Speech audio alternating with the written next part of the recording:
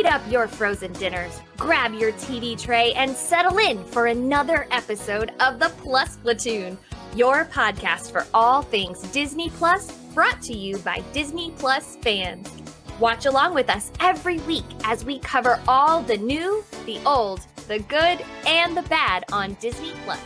So put down that remote, don't touch that dial, and welcome your fabulous Plus Platoon host. Hey everyone, welcome to the Plus Platoon.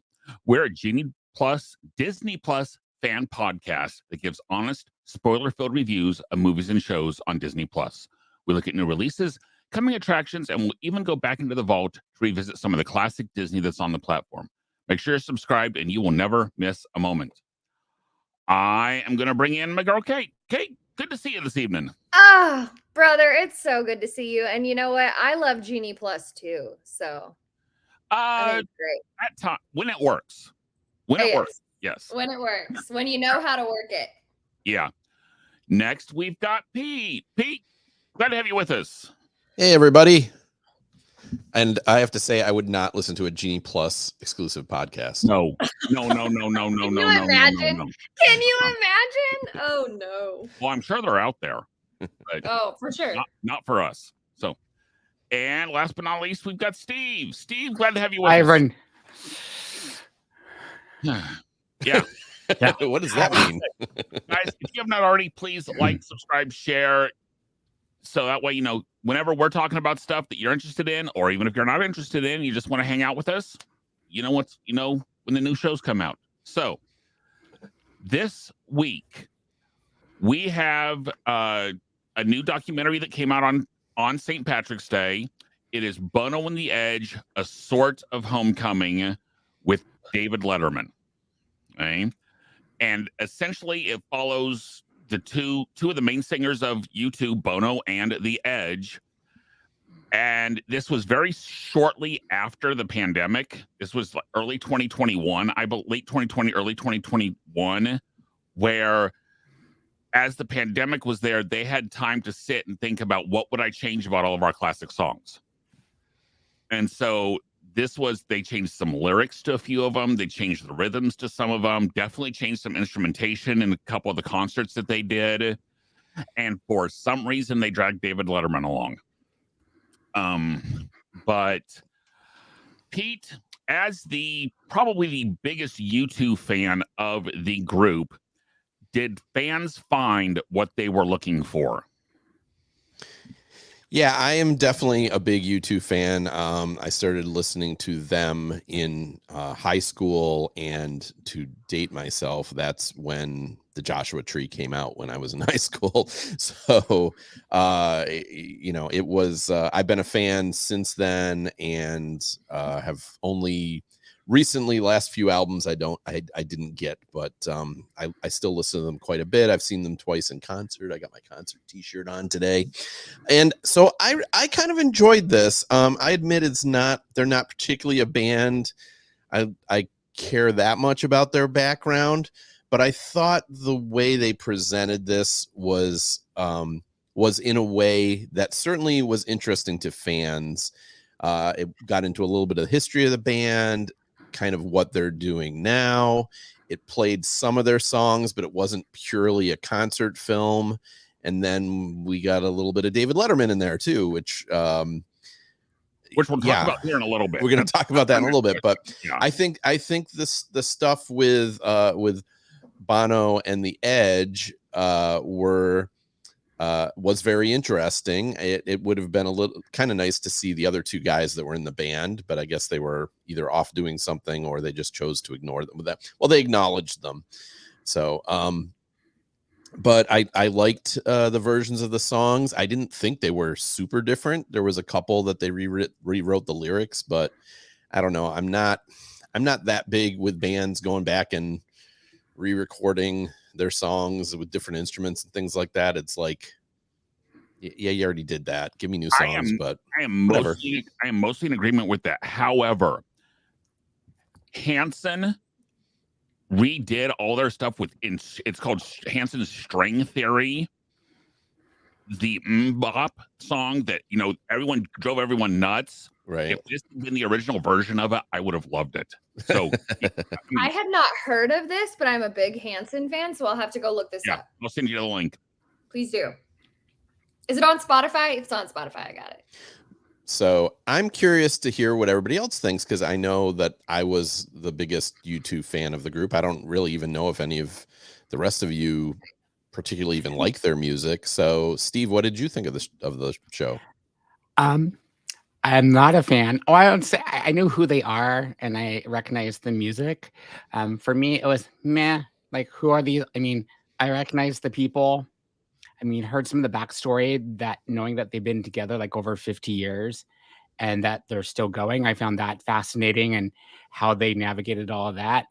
But in terms of the music, honestly, I caught myself looking at my phone, losing interest, going in and out. I think if you're a YouTube fan, definitely like a must watch.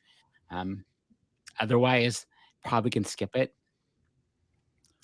Derek, I found myself thinking this would be a really great documentary if they didn't play any of the music.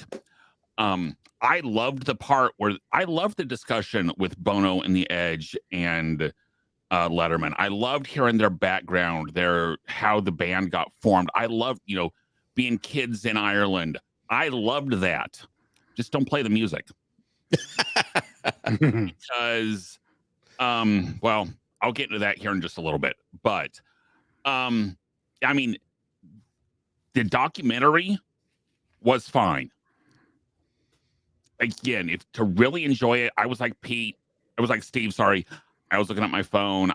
It didn't help that I had to I had to watch it on my phone, but wasn't my favorite.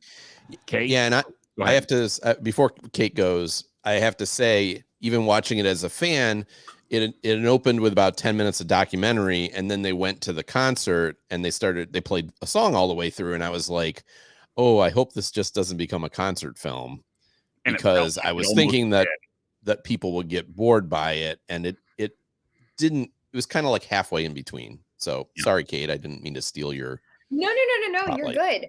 Pete, I'm so glad that you went first, because I actually listened to this.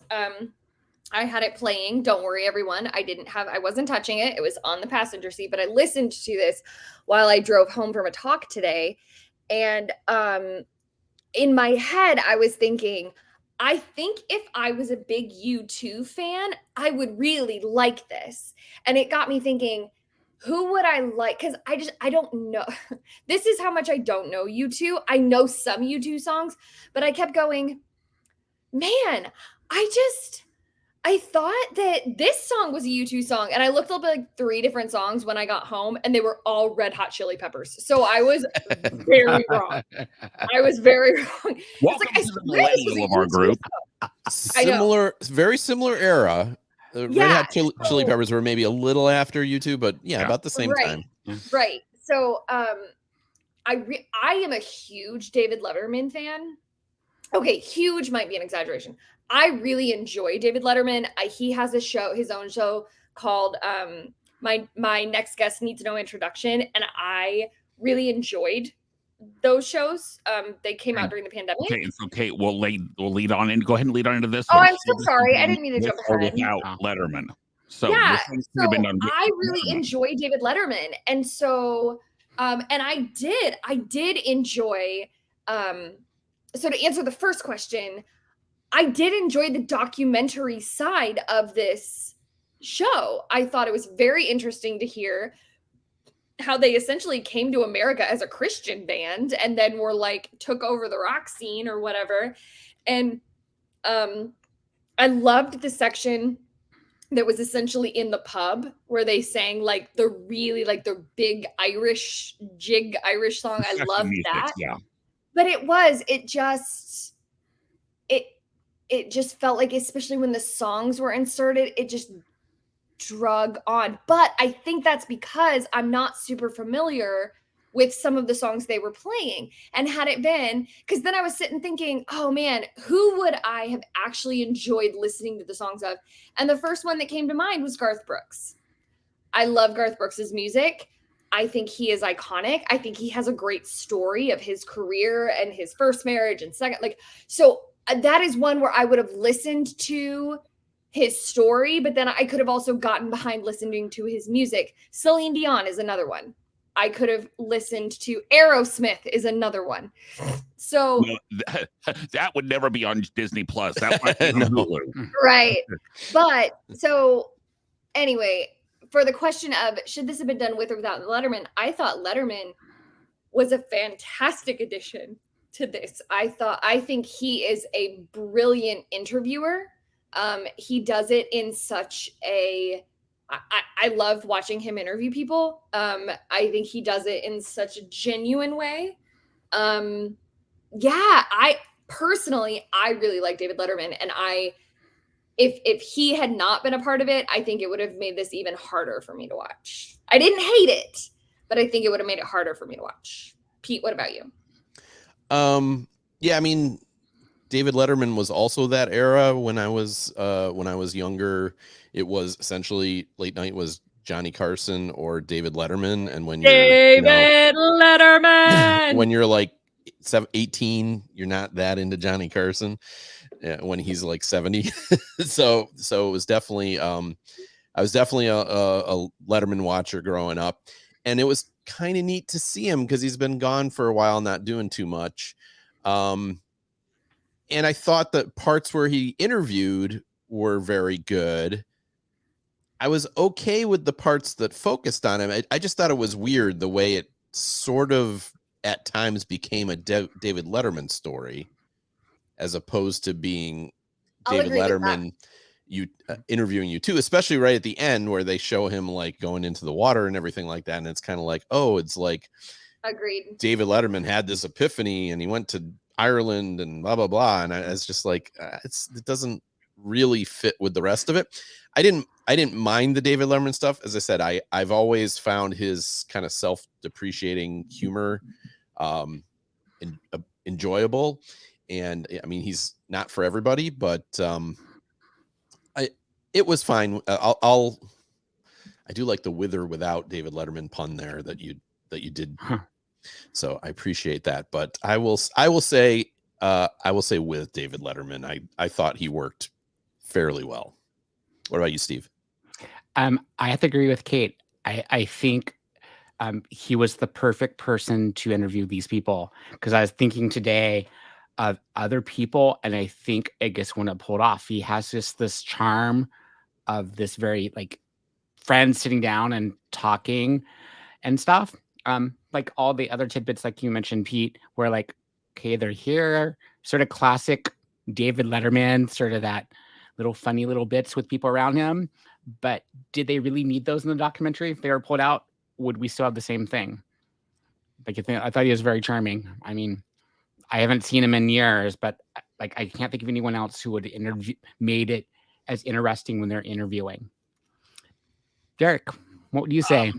Interesting fact. Did you guys know David Letterman got his start on TV as a weatherman in Indianapolis? Yes, I did. I did not. Yeah, he was a weatherman for a couple of years. And was not his calling. No. So, I will agree that the interview parts were good. The Letterman being Letterman parts just about made me want to turn it off. Really? Yes. When Letterman is a great interviewer, but when he's doing what he thinks he's funny type parts of it, just turns me off so bad. I was never a huge Letterman fan. Yeah, I think that's all whether you like his style or not, for sure. Yeah, and as a comedian, I don't. Yeah. I also think of all the talk show post Johnny, of all the talk show between him and Leno and Conan, I think he is the one that gives the most honest interviews. Mm-hmm. Most of the time. Yes. So I would agree mostly with him, but it was awfully close to turning into the David Letterman show, as we talked about, which was not the best. So, okay. So, what is the one? There's your other, YouTube reference. One, yes. Yeah, one. What is the one best U2 song? And Kate, since you thought they were all red hot, And it's not Under the Bridge. not Under the Bridge. No. Okay. So, what's the best U2 song? So this actually is a really easy answer for me because there is a U2 song featured in my favorite television show, which is called Friends, and it's With or Without You.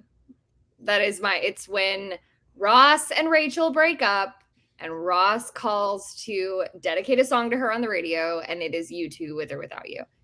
That song I think will always be special because that whole show is just the story of my life. So that's got to be my answer, With or Without You. What about you, Pete? Actually, I'd like to go last because I have a hard time deciding on this. So I'd like to hear what everybody else says. Then we're looking at you, Steve. You go. I had to go and listen to songs today to refresh which ones were connected. I have to go with Kate. For me, it would be probably With or Without You. Or I'm looking at my list. I still haven't found what I'm looking for. I mean, those are the two that bring back memories of listening them to guys like Pete. I was in high school, college when they were big, and those are the ones that stand out for the most for me. Otherwise, I'm not a YouTube fan, but I recognize their music. Derek. And Steve, before I give my answer, there's a reason you recognize their music. It all sounds the same. All of their songs sound the same. Incorrect. No. Okay. 95% of their songs sound the same. It's that 80s. In the 80s, if it wasn't Guns N' Roses, it was U2. Those were the two styles of the 80s. You were either the Guns N' Roses, Aerosmith rock, or you were the U2, not quite Nirvana, melancholy ballads that they just picked up the tempo on. So which one did Prince fall under? Prince was closer to the U2. Yes. And his is another one where most of his songs sound the same. So I'm gonna say my favorite U2 song, because of the story it talks about, is Sunday Bloody Sunday, because it references the Bloody Sunday. I don't want to use the term massacre, but it's when British troops opened fire on unarmed protesters and killed a bunch of them. And that's what it's talking about, is the troubles in Belfast and basically the not quite civil war that was essentially a civil war. It's what helped lead to Northern Ireland. So for the story it references, for me it's Sunday Bloody Sunday, but really you can play any of them, and for a bunch of them, for about the first 10-15 seconds, you can't really tell what song it is. So Pete? That's speaking as not a U2 fan. You're right, it is. I was curious, and this isn't my favorite, but I was curious if anybody was going to mention Pride in the Name of Love, which is the song they wrote about Martin Luther King, which I think is a very good song. It was one of their bigger early hits, but they did not touch on it at all in this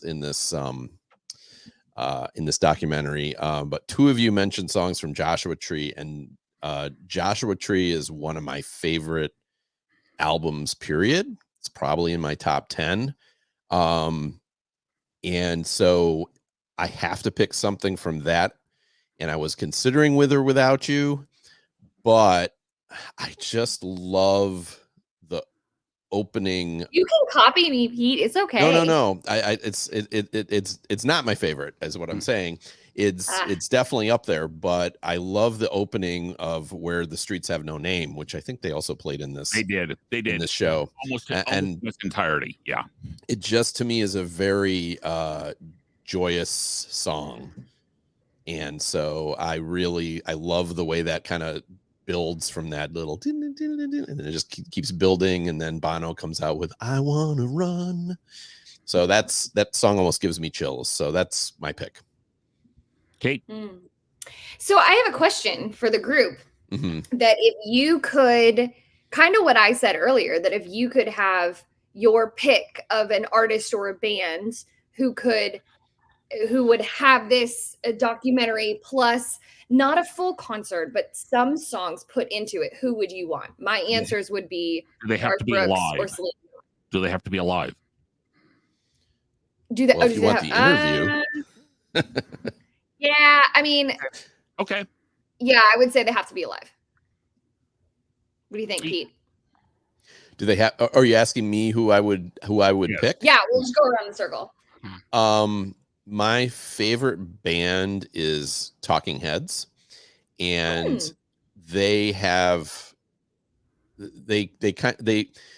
were only together for a fairly brief period, 10 years or so, and there isn't a lot of documentaries about that. So to have that type of interview, I mean, they kind of hated each other by the end, so I don't know if you'd get them back together or not.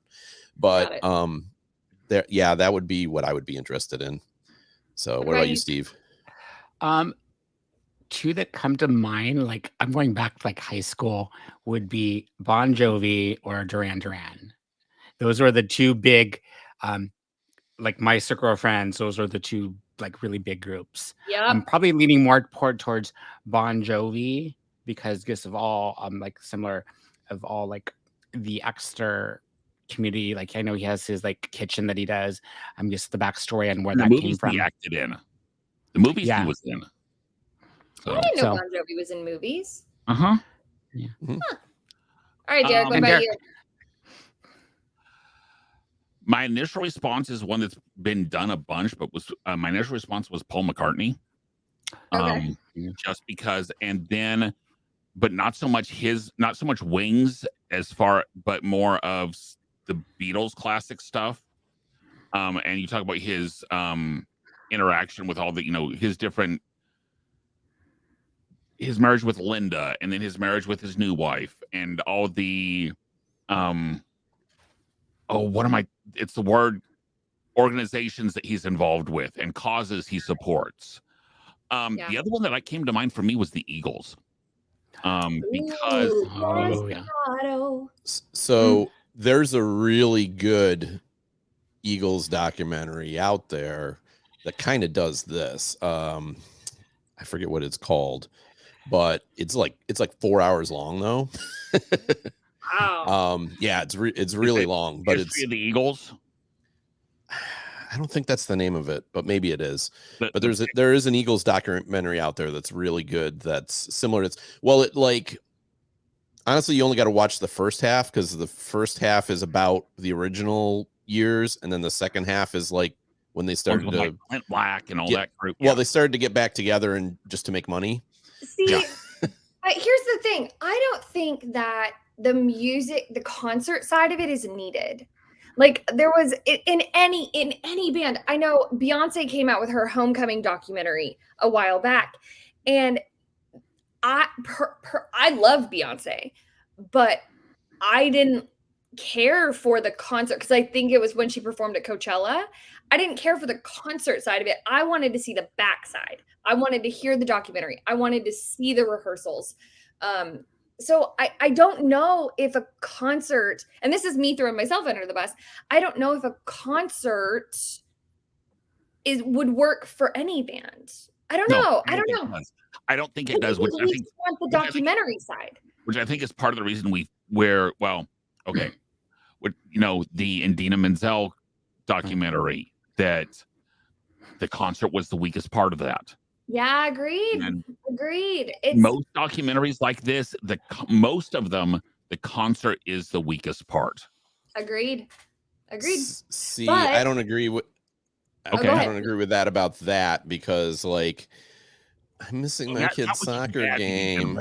But yeah, I didn't think the documentary part of that was all that well done either. It was too much about her present day. But I will say, Taylor Swift's, I think it's called Miss Americana or something. I don't think that's on Disney Plus. Was great, but it didn't have a concert portion of it. It was solely a documentary. So, if I could pick any other, it would probably be Elvis. If I had to choose someone. You said they had to be alive. Use I know. Go on to the next question, He's Derek. Still alive, darn it! alive. Oh, so's Tupac. They're chilling on a beach somewhere. It's fine. Wow. Okay. Before this completely goes off the rails, Kate, Pixie Dust ratings out of 5 cups of Pixie Dust. I'll give it a 2. The documentary side was good. It wasn't my favorite. I have respect for you two. I have a lot of respect for Bono, and all of the things that Bono has done, which it didn't talk about because it wasn't about Bono. It was about you two. So, I'll give it a 2. Yeah. So again, as a fan, I'm gonna give it a 3. I enjoyed it. It's not something I would revisit particularly, partly because I think as a concert, I might like listen to the concert if it's out there, but I don't think I would go back and watch this special again, because I learned what I learned from it, and I wouldn't go back to it. So 3. And I'm giving it a 2.5. 2 because I'm not a fan, but 2.5 because I saw that there are some good parts of it. And if you're a fan, you would really enjoy it. So I'm going to go in the middle of the road and give it a 2.5. And I'm stuck with the fact that I would probably watch it again before I watched Darby O'Gill and the Little People, but I would probably watch Hercules again before I watched this. So based on that, I'm going to give it a 2. Because it is one of the things we've watched recently that I've given 2.5s to. I would definitely watch again before I would watch this. So it's got to be a 2. So, okay, Kate, you did not watch Mandalorian Chapter 19. I did not. I'm so sorry. This We're week was. drop you down for a little while. I We'll know. bring you back for the news, and we're going to bring in our producer Gina. Gina, Hi guys. Gina, I'm guessing watched Mandalorian Chapter 19. I did watch Mandalorian So, Chapter 19. for those of you who haven't seen it yet, Mandalorian Chapter 19, when we last left him, he had been in the spiritual water, living waters, where there is a monster still alive down there, the Mythosaur, which is going to come back at some point because it was driven into us this episode that, it's still alive. And so something is that they've had set their cult around, for lack of a better term, is not true. it's a cult. Yeah, it's a cult. So, but then we spend most of it on Coruscant and you guys are going to have to help me. I did not watch seasons 1 and 2. I watched a couple recaps. Have we seen I think we've seen the Doctor before in like the first episode with Grogu. Yes. Yes. Okay. Dr. Pershing. Yeah, he was testing on baby Grogu. Yes. And I don't think they explicitly said it, but we all think that he was testing on baby Grogu to like extract his Jedi powers, The midichlorian, whatever count. and put that into Moff Gideon. Yes.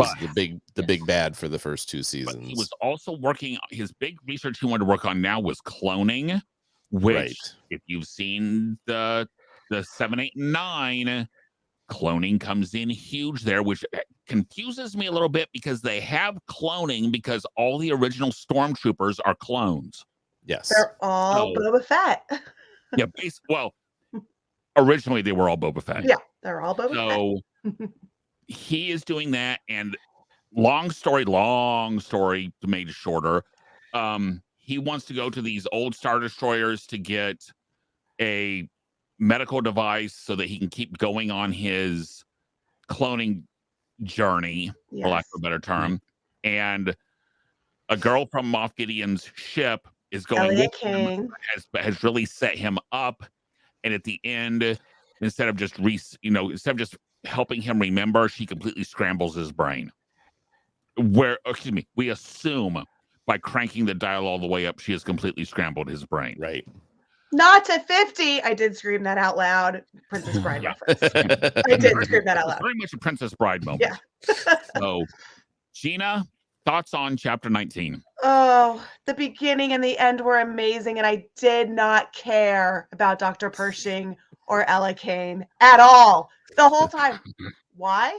I don't care about these people. Why are we caring about her still? Is she good? Is she bad? I don't care. I'm looking at my phone. I'm scrolling through who are these people. And for you to be looking at your phone, and I said, says where's something Bo? about What it. happened with Bo? It's called The Convert. I want Bo Katan's the reason I'm watching this show right now. What's going on?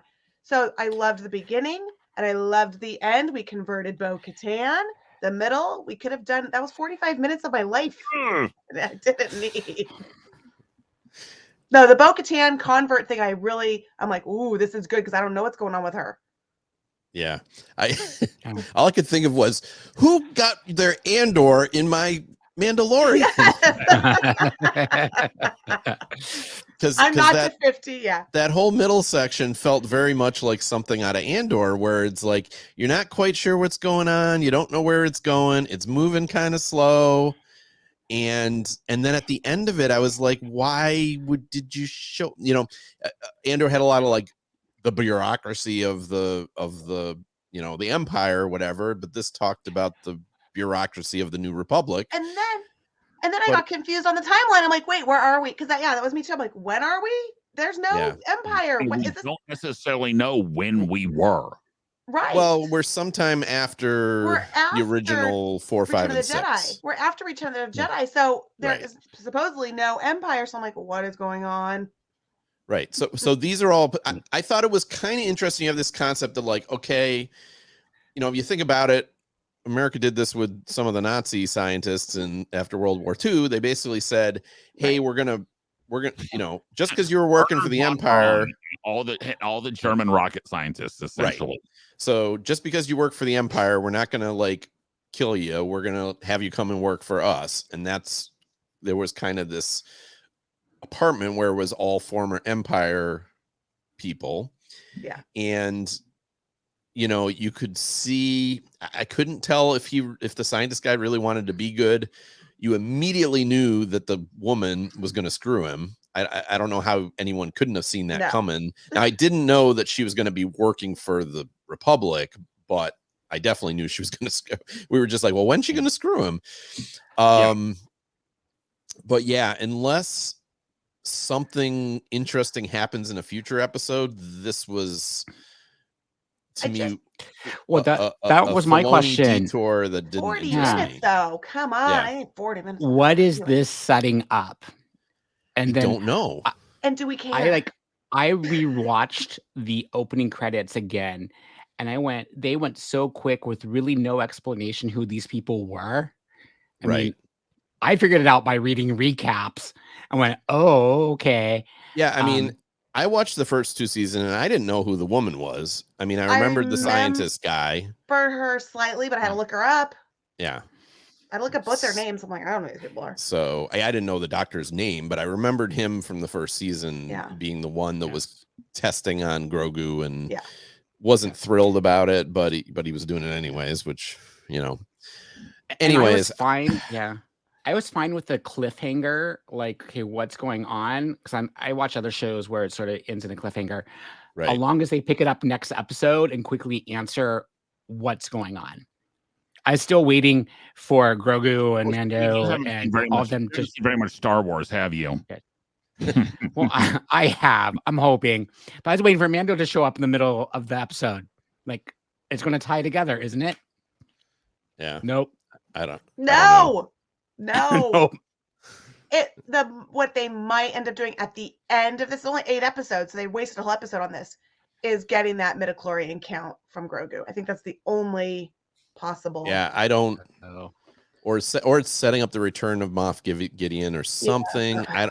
It's got to be setting up something, but I agree. I just didn't care.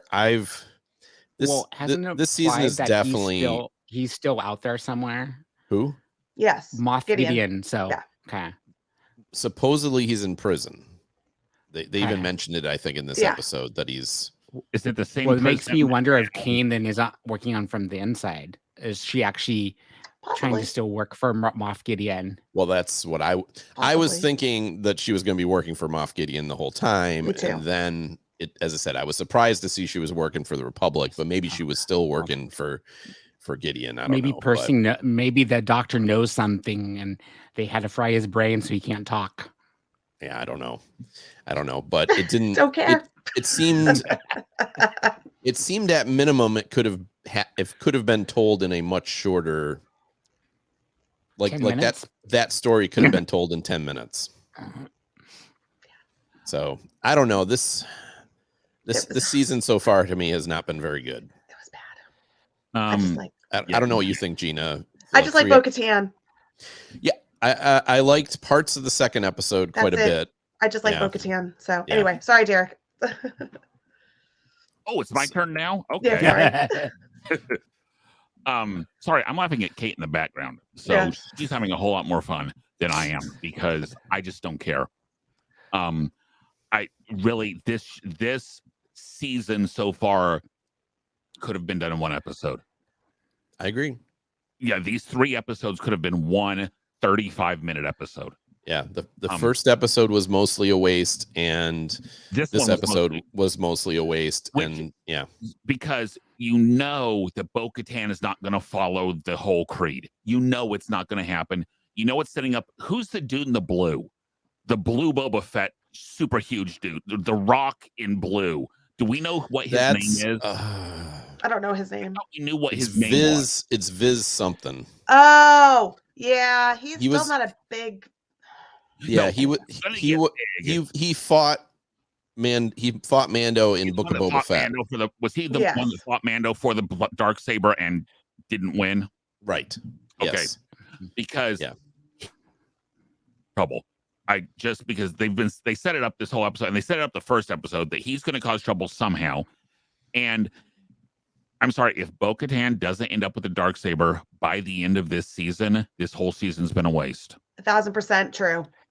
Ding, you got it. Because with her joining his super conservative cult, which, as we're coming up on, never mind. And now that her palace has been destroyed, and she's going to end up finding somebody for the leadership of this cult, be it the armorer the armorer and the super shiny metal gal stormtrooper they sound the same. And they act the same. Phasma. So this is not for all the lead up that Mandalorian. Oh, it's such a great show. This season sucks, guys.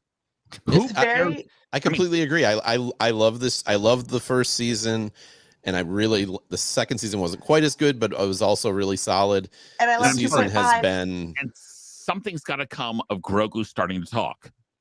He's starting to talk. I agree with that too. Something is going to come. He is talking to somebody that understands him. Someone's going to understand him at some point, and he's going to be saying these big, wise, syntactically incorrect, right? With the verbs, the Latin sentences with the verbs at the end,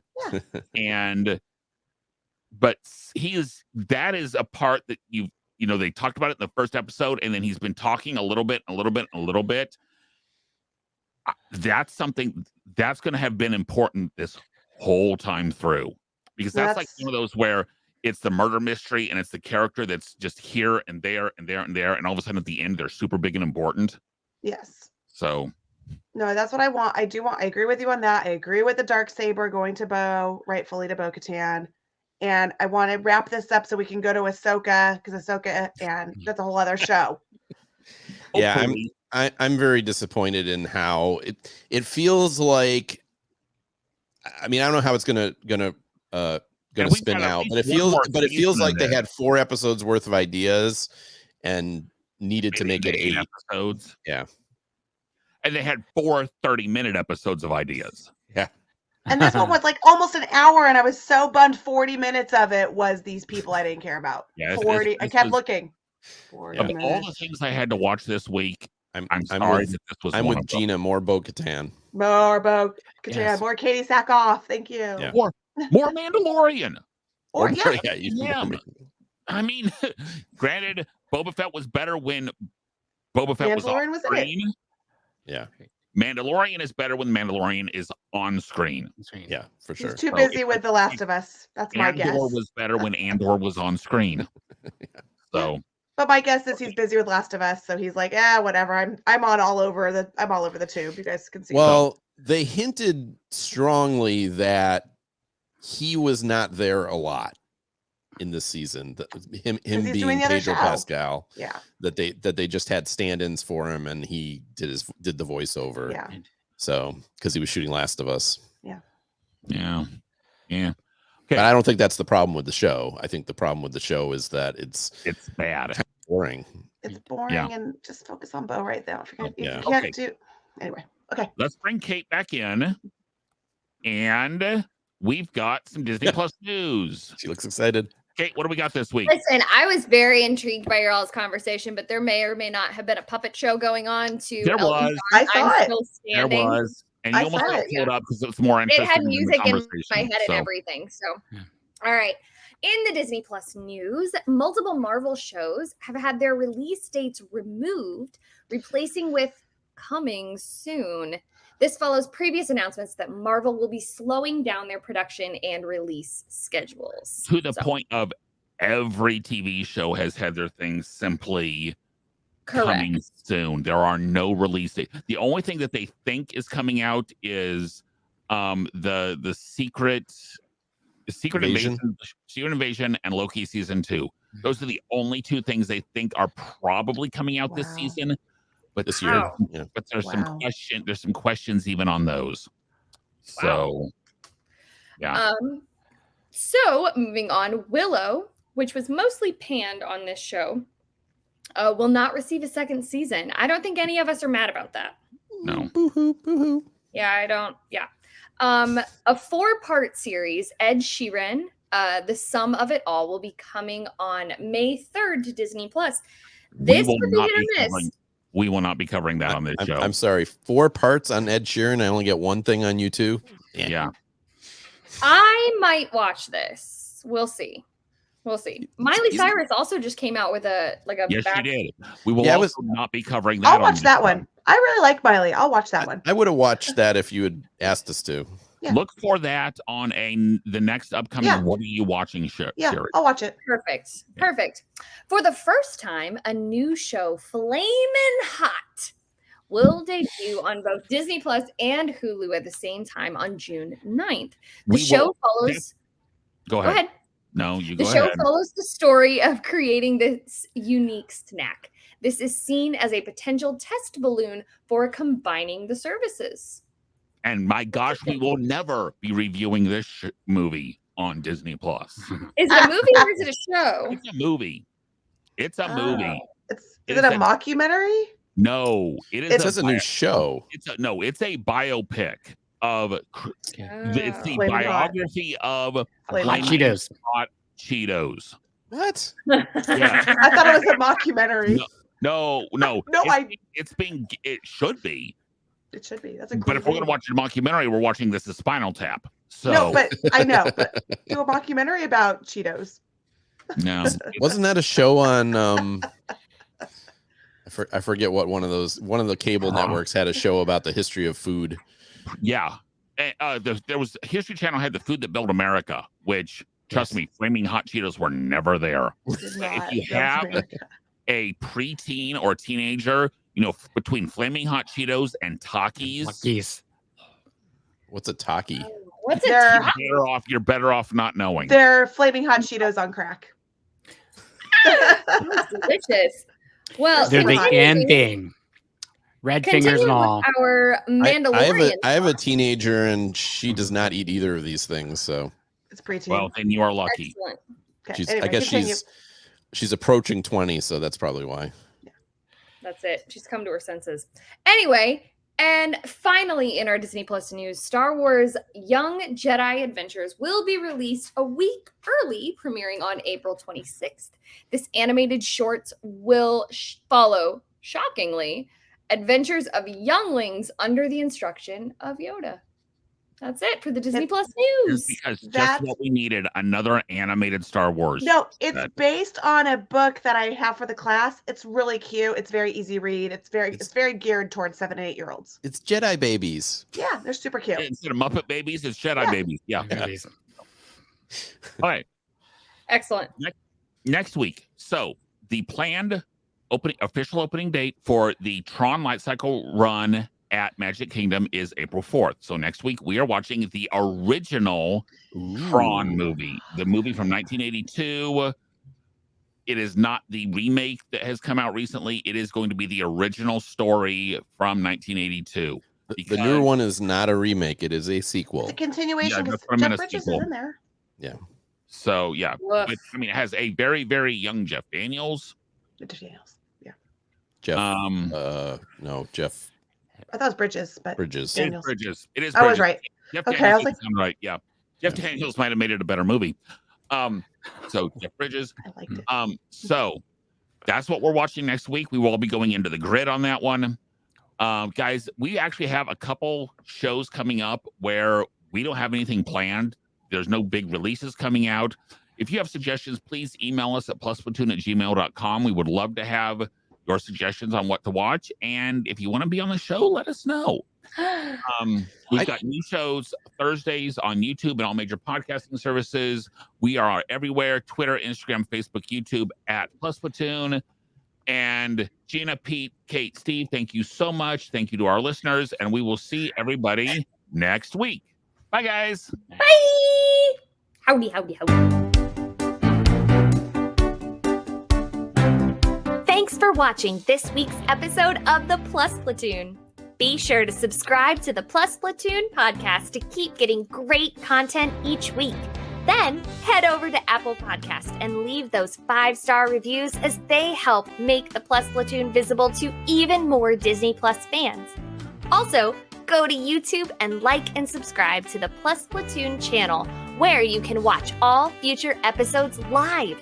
If you have a question for the Plus Platoon, please send us an email to plusplatoon@gmail.com or connect with us on Facebook, Twitter, or Instagram at PlusPlatoon. The Plus Platoon is a Disney Plus fan podcast and is not affiliated with the Walt Disney Company or the Disney Plus streaming service. All opinions expressed on the show are solely those of the individual hosts and in no way reflect the views of the Walt Disney Company.